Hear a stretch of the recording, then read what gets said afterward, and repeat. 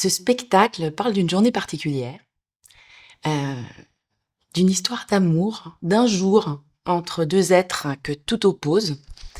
Une femme, mère de famille fasciste, mère de 6 enfants et un homme homosexuel. Heu, Leur rencontre est totalement improbable, mais elle a lieu.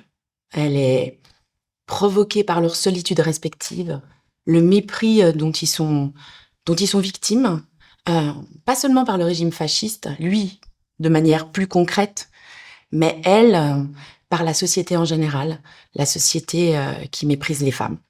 Et donc ils vont se retrouver, isolés dans un immeuble, heu, tout le monde partant pour un défilé et ils vont s'aimer parce qu'ils vont se reconnaître.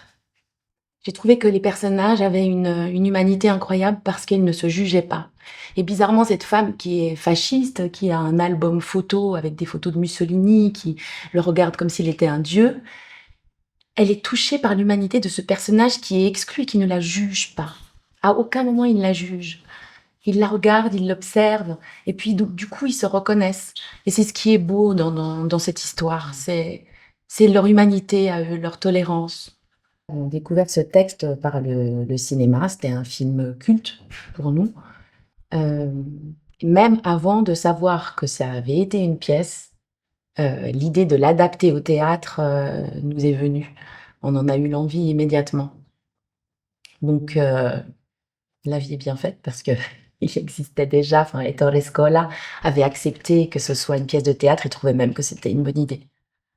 Alors Romain Darol, je l'ai rencontré, sur La Crise, mis en scène par Jean Lhermier, et je l'avais vu jouer auparavant dans Phèdre, mis en scène par François Gremaud. Un seul en scène où il est incroyable, heu et ça c'est pas démenti quand j'ai joué avec lui parce que j'ai trouvé que c'était un magnifique partenaire.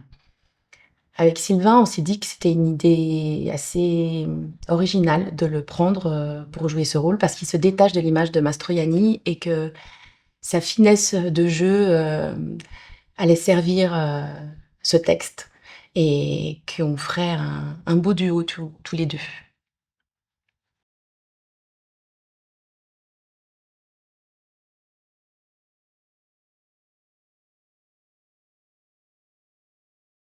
C'est une pièce qui, malgré la dureté de la situation, est tellement humaine que ça nous donne espoir. Ça nous donne espoir en l'humanité.